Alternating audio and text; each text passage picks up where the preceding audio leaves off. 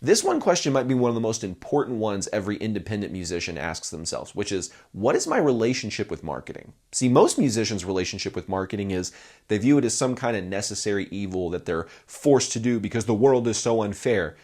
What if I told you, though, music is marketing, right? And so we're actually mixing things up and getting things completely backwards. The reason most people struggle is not because things are stacked against them. In fact, I would argue that the deck is stacked more in favor for the artist than ever before, but it's only stacked in favor for those who are willing to take advantage of what's available and actually utilize marketing to its fullest extent as an art form. Because let's just kind of dive into this. One of the biggest misconceptions is that marketing is not art. So understand this. Everything has two natures to it, including music. Music has the technical aspect of it. You could even call it the science. You've got the techniques that you're learning to create the sounds, right? But that in and of itself is not music. Playing the C major scale, do, re, mi, fa, sol, la, ti, do, that is not music. That's the foundations, the science, the techniques that build into music if used on the art side, right? Think about cooking, right? There's recipes and there's science to how cooking works, right? But just following the recipe sometimes doesn't always end up with the greatest outcome. One of the things I've always admired about my wife is her ability to take seemingly simple recipes and use some art. And when I say art, what is art? Art is presentation. Art is little variations. Art is the intention behind the creation. There's all these different things that happen. That's when people say food is made with love. It's the intention behind the creation of it. When you can feel that connection in the music, it's because the intention of the creation of the music was pure. So that's something I really want to get into today is the intention of the creation of the music. But first we have to understand this distinction that there's the technical side and there's the art side. Marketing is no different. There's the technical side. There's the science of marketing. You have to have a customer avatar. You have to understand what hooks work and the psychographics of the person that you're trying to communicate to so you can effectively, communicate. There's that side of marketing. And some musicians, they scoff at that. They turn their nose up at that. Like, I would never do that. That's so sterile and not artistic. Well, wait a second. That's not the only side to it. There's a side to marketing that is absolutely an art. Because it's one thing to have a message to communicate to somebody. It's another thing to be able to communicate that message effectively. Okay? So a lot of people misunderstand that just because I know the technical side means I therefore know the artistic side. So it's two different sides of the same coin. Every coin has two sides. If you guys can find me a one-sided coin, I would love to see it because I don't think that exists. Same way if you could find me a one-sided pancake or a one-sided piece of paper. Every single thing has two sides to it. It's the law of duality, okay? So everything in marketing has two sides. There's the technical side of how do we say things that get people to emotionally connect and respond to us so that they I'm attracted to this. That's marketing, right? But there's an art to do that, to actually make that happen. You don't just, follow a little formula and then all of a sudden all the greatest results come your way. Now you can get some results just by following a framework. I will say that. Just following a simple framework, if you haven't had one before, or you have no idea what you're doing, that can actually get you pretty far. However, when you know the art side of this, it's even more effective. And that's why it's so important that musicians understand that the skill set that you think you don't have, you actually already possess. The skill set you need to be really good at marketing, you already have. The only thing you're missing in marketing is the strategies, the systems, how to actually implement this. And the truth is, most musicians study marketing from other musicians, where one of the things that's kind of, I think, unique about this channel and some of the people in our circle is we don't just study marketing from musicians. We study the greatest marketers of all time. Claude Hopkins, David Ogilvy, Gary Halbert, John Carlton, who's going to be on the channel next week, which is going to be so awesome. So he's definitely on the Mount Rushmore for people who can use their words to be persuasive. Make sure you tune in next week for that interview with John Carlton. And so these people have figured out what are the archetypes of information of systems that I can use to communicate persuasively someone so they'll want to buy my new golf swing technique or my new self-defense method or whatever it is that they were selling, right? They figured out archetypally what are the basic outlines of things I need to do to get someone from A to Z. And most people don't study those things. And that's kind of why I think it's good that you're on this channel right now, because me and the people I associate with, we're the people that actually study those things. But that's what we have to do. We have to understand the principles of marketing and how those people have applied it and understand like, oh, I see the art to this now. Because I guarantee as soon as a musician drops their ego and actually studies marketing with an opening mind, they will understand so fast, so rapidly how they could implement that in their business and how they could have fun doing it. But most musicians have this apprehension. You know, for example, I think rock and metal musicians unfortunately fall prey to this the most, but every genre is capable of this trap, which is the artist doesn't feel comfortable being seen in any context other than what their persona has decided, right? So for them, you know, I know someone personally who they will not post on their social media, like their Instagram, unless it's them on stage, you know, them in a music video, them doing something that makes them look like the cool rock star. But that's actually the thing that prevents people from connecting with them the most, sadly enough, right? And that connection is really what marketing is all about, is how do I present myself in a way that connects with people? And so once you actually get into this and you start to understand how to use it, you get really excited about it because now you're starting to see all the applications and all the possibilities. Then your artistic creative brain can start to get to work. But what happens is most people, they have this pressure, this outward pressure of, whoa, you're going hardcore on your marketing and your marketing knowledge, you're a sellout. That phrase, I hope we just put in a cannon and shoot it into the sun so it burns up forever. Like, I hate that phrase, selling out. And it's usually thrown at artists who are just really good at marketing, who are getting better at their marketing, or have made some kind of stylistic shift that they don't agree with. That's usually why people throw out, you know, sell out, or it's just envy. I mean, underneath it all, really it's envy. So if people are calling you a sellout, that means they're envious of you. Just know that. If anyone's ever been like, you're a sellout because you're posting on TikTok or something like that, you're like, okay, whatever. You know, you don't have to tell them this. You can just walk away because you don't have to deal with that kind of crap in your life. But you know that's them projecting their own insecurities onto you. So what happens, though, is sadly enough, a lot of musicians fall prey to this. They really do. It really kind of breaks my heart to see musicians who, if they just let their persona down so that they could go and market in a natural, authentic way, not the preconceived notions that your persona has decided, I'm only cool in this context. No. Once you throw that away and start to actually embrace who you are, you start to actually present yourself in public the way that you kind of are in private. You know, obviously there's some things that we don't share with the world, you know, maybe private events that are going on, right? But by and large, the way that you communicate with your audience should be like how you communicate with your bandmates or your friends.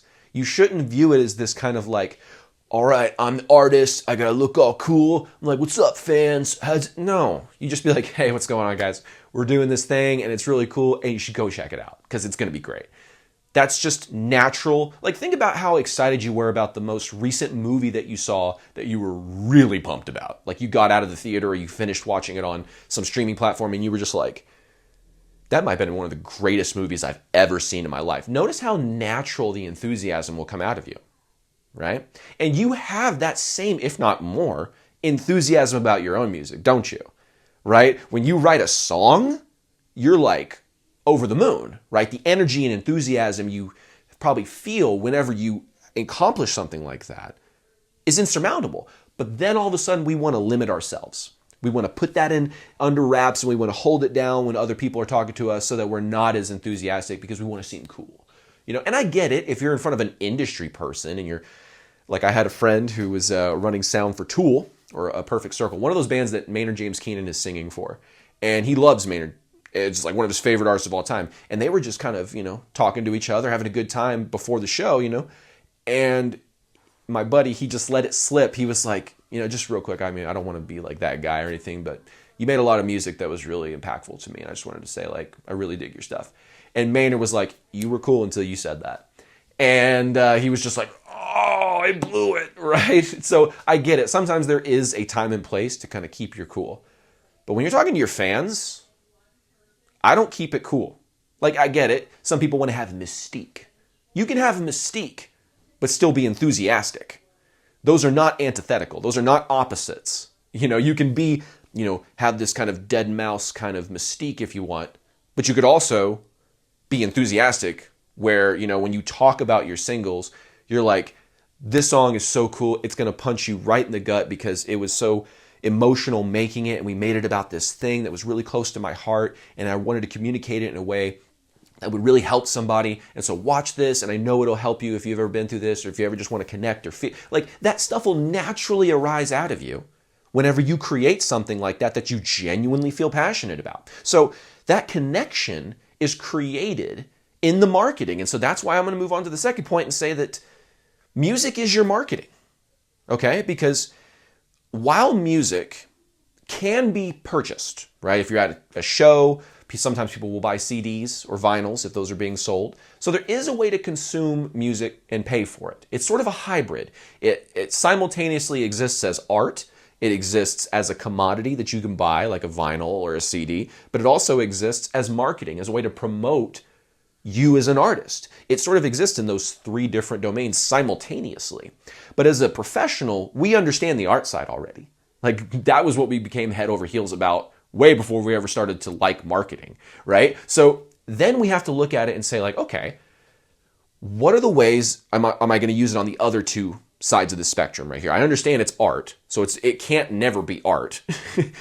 Over here, I'm like, okay, but it can be a commodity if I sell it as a vinyl. But what are the contexts that people buy it in a vinyl? You have to be in kind of some specific scenarios to be able to offer or even sell the vinyl.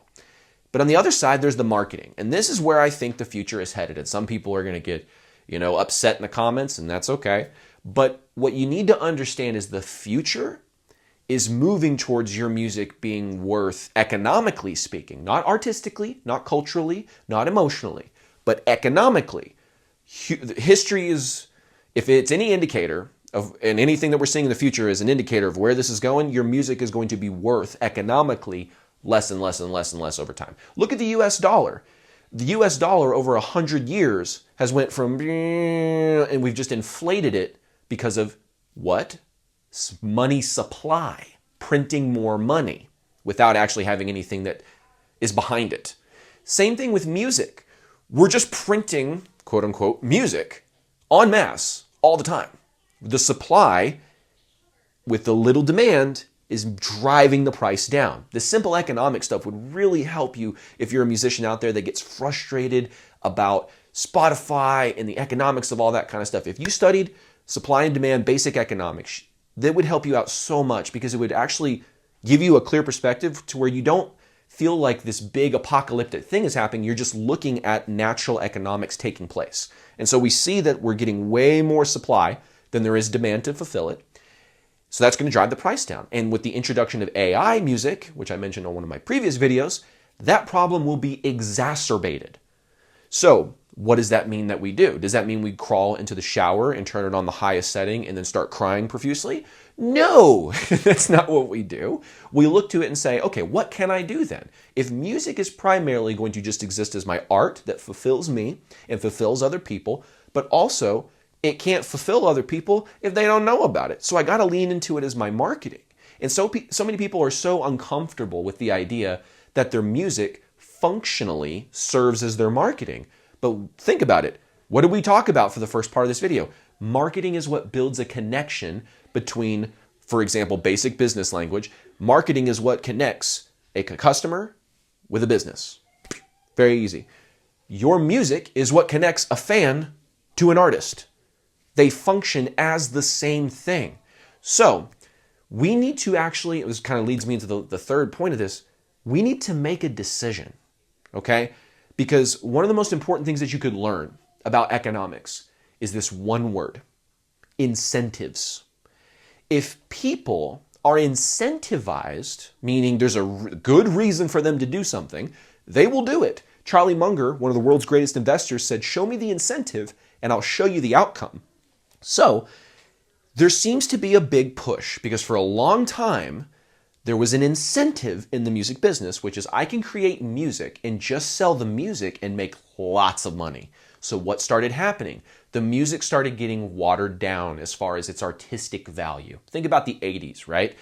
Glam was a term given to a group of bands that had recognized a new change in rock in the 80s, but then pushed it to its mainstream extreme, which is like, it's all formulas. It's not really about making something that connects. It's more about just getting it out and having something people can go, hey, hey, to in a stadium, right? Well, so many bands of those get produced that people get sick of it, right? Well, why would they do that? Why would they ruin the art like that? It was such a good art form in its best context. Why would they water it down and ruin it? The incentives. There was so much money to be made, even if they threw out crap product, they just keep throwing out crap product. So human behavior is not going to change drastically like this. Our evolution is not going to change in the next 10 to 100 years. Incentives will largely predict a lot of human economic behavior and behavior generally. So what you have to look at is, do I want my incentives as a musician to be my music has to make me money? Is that the incentive that we really want? Because a lot of the purists out there that talk about how they hate marketing don't understand that marketing is a thing that can allow them to just make the music they want to make that's pure to them, right? Whenever you make your music, you're in your studio, you're in your bedroom, you're where you're at, and you're just trying to create something that is cool and means something to you, all right? We've all been in that position, but then the reality kicks in. It's all mixed and mastered. It's a done piece of music, right? It's here. Now what? That's where the marketing kicks in. And so the marketing kicks in because it's a better incentive than, okay, now I need to go figure out how to make a bunch of money from my music. Because I'll tell you right now, I've talked to a lot of musicians on Zoom calls, one-on-one, over the past few years, and I can tell you a large chunk of them are probably in music because it's a get-rich-quick scheme for them. I know, this is really weird for you to hear, but a lot of the purists out there are the ones that are complaining Spotify isn't paying them enough. Do you see the contradiction there? They're like, oh, the music industry, it's selling out, it's all tearing down the art and the artistic value, but Spotify should pay me way more money for my music. Like, whoa, hold on. Seems like we just said the opposite things here. I thought, is music about the money or is it not? And if you ask me, I would say if we have a choice, let's make music not about the money. Crazy idea. I know. Some people hate on me for having this perspective. I don't understand that because it's funny enough, I'm kind of on their side. I think music should be made for the love of music and the art around the creation of the music, the intention behind creating the art. I think that's extremely important and cannot be diluted or tampered with pure commercial interests. But I also understand on the other side of this that we got to make money somehow. So I'm not going to say, okay, the incentive is my music is going to be directly the thing that makes me my money. Now, if you're a sync artist, this is kind of a bit of, you might actually be able to make your income from your actual music as a product, but you're not selling it to consumers. You're selling it to businesses. So sync licensing is like the equivalent of B2B in music, in the music business, where what I'm talking about is more B2C, business to consumer. So just a little distinction there. So it's a little bit clear for people since we're going into economics and we're talking about it. So is your music going to be about the money or not? And if it's not going to be about the money, then it needs to be about the marketing. So if it's not going to be about money, and you already have this internal love for it as an art form, now to get the fans to love it as an art form, we've got to love the marketing. We've got to figure out how to put ourselves out there in a way that our fans see our music, hear our music, and go, oh yeah, I want to go see what they're doing, right? That's the same effect that marketing has on someone. Oh, I want to go check what that is. It's attraction, okay? That's a better incentive. Now, how do you make money? You use that attraction. Now you've got an audience of people who love you for your music. Now what can you do? You can sell them tickets. You could possibly sell them vinyl. You could sell them a membership to your Patreon or your fan club. You can get them to pay for any other kind of offers or services maybe that you have that could serve them. Some of y'all, I know I talk to musicians that are really great at like life coaching. So some of them offer life coaching sessions for some of their fans. Matt Brooks from Like a Storm is, for example, someone who kind of does this. He does sort of like mental health. Really, really great guy, very positive, inspirational dude to hang around, you know? So there's all these different ways that marketing is going to be the way that actually allows us to connect with somebody so that they'll actually consume the music. And not just consume the music, consume whatever it is we have as a result of our music. So you can think of it like this, the music, and some people say you're diminishing music to just jingles, or you're diminishing music to X, Y, and Z. It's like, no. It still exists as an art form. See?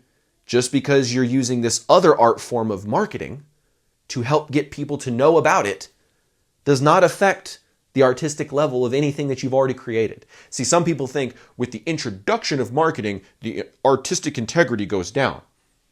No. The artistic integrity was established when you made the song. That was established when you made it.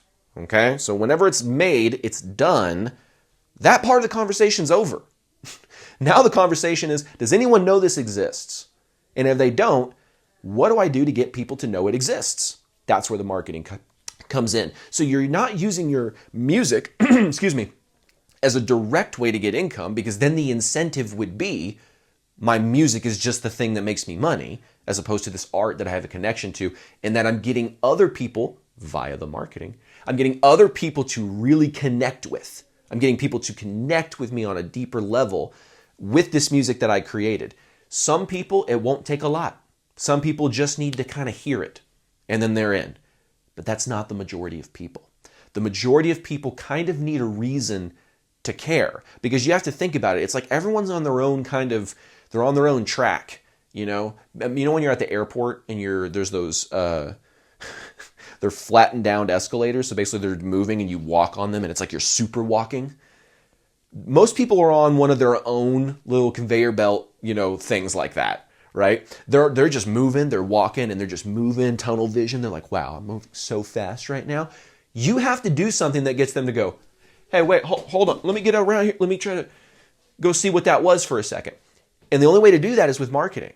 And sometimes your music is energetic and exciting and punchy enough just to do that on its own. There's some songs that are very dramatic in that form. But some musicians, your music is a little bit tamer. What are you going to do then? You may think to yourself, well, my music isn't like boom, bam, bah. My music's more like, I'm sitting here. Like, how am I going to get them to pay attention to me then? It's all in your marketing. It's all in the words, the images, the stories, the things that we can utilize to get them to go, hey, what were you talking about? What? Oh, no, I totally connect with that. Oh, yeah, I'm going to go check that out. That's so good. That's what we're trying to get them to do, but we can't do that unless we understand the marketing. Okay, so I wanted to really dive into this, that marketing is an art form. Music is an art form, and they're not opposites.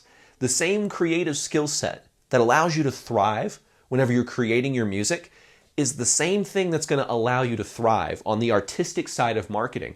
But most people, the component they're missing is not the artistic side. It's the technical side. It's the strategies. And that's where most people are being held back, is because they're so afraid to learn the strategies that they never end up learning how to utilize their creative skill set to their fullest potential to get their music heard, right? So what we have to do is we have to take this idea that marketing is somehow evil, and we have to throw that away. And we have to look at the idea of marketing being another art form that I utilize to get attention. Creating music as an art is the art of sculpting sound, okay? That is not the same art form as getting attention. Marketing is the art form of getting attention. So you're an artist. I have this weird belief that artists tend to thrive in the art side of any given domain. Sometimes they need help with the technical side, and sometimes, depending on what the task is, they may not be best suited for the technical side. But on the artistic side, that is where they thrive. And so if you're able to get rid of any false beliefs that you have about marketing and start to embrace the idea that you can make it and you can actually Utilize your marketing in a way that gets people to care about your authentic art. And there's a way to market that isn't just inauthentic trends. There's a way to market in a way where you actually feel genuine. You actually feel, I don't know, happy about marketing. Wouldn't that be a crazy thought for most musicians, to be happy to market? Because think about, I'll end on this. Back in the day, you didn't have really a choice as to how your marketing was presented.